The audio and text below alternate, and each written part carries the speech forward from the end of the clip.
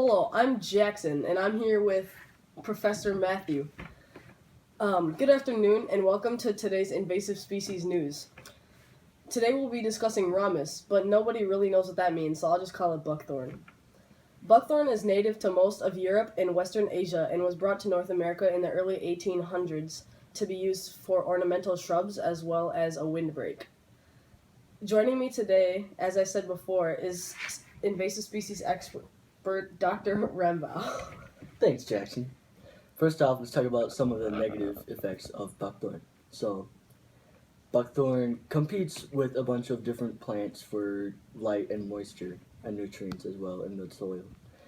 It degrades most of the wildlife habitat, making it unsuitable for other plants to live in, and serves as a host for pests and other animals to create crown rust fungus, as I've told you about before this video, Jackson. Remember that? Yeah, I remember that. And soybean aphid. I didn't tell you about that, though. And lastly, it forms an impenetrable layer of vegetation.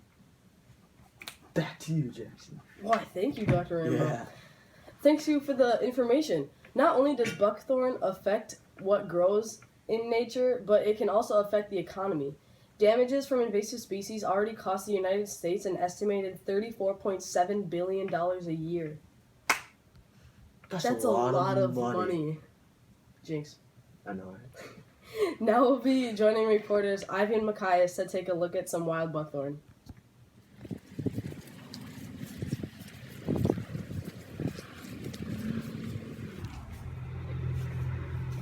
Oh look, here's some wild buckthorn. The plant's life cycle goes in the following order. First, it produces fruit. After that, the birds eat the fruit. Next, the seeds are distributed. Finally, it resprouts from the damaged stems.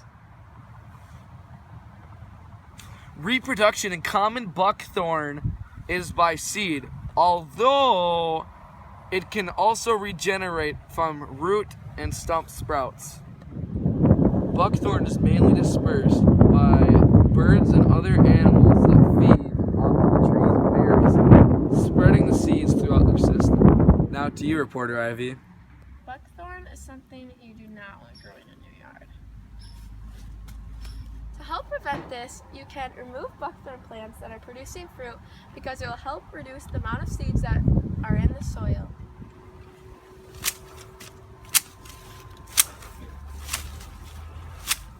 Continue to follow up in the areas that you have previously removed the buckthorn and stop all germination. The way buckthorn impacts the food web is that it inhibits other plant species from growing, which means the animals that feed off those plants have to find different sources of food. Good info, Ivy. As I said before, buckthorn is a hardy shrub. It has moved its way up to the Minnesota forests, and it gains an advantage over the other plants in the forest because it doesn't lose its leaves in the winter, allowing it to keep taking in nutrients. And it also causes changes in the soil composition and structure of microanthropod communities. Thanks, Matthew. That about wraps it up for the invasive species news. Make sure to tune in next time. Thank you.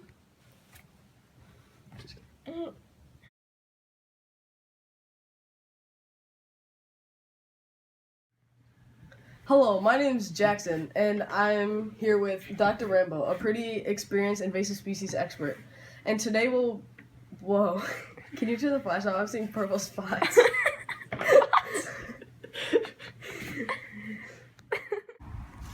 Here's your buckthorn. Will you get the pretty trees in the back?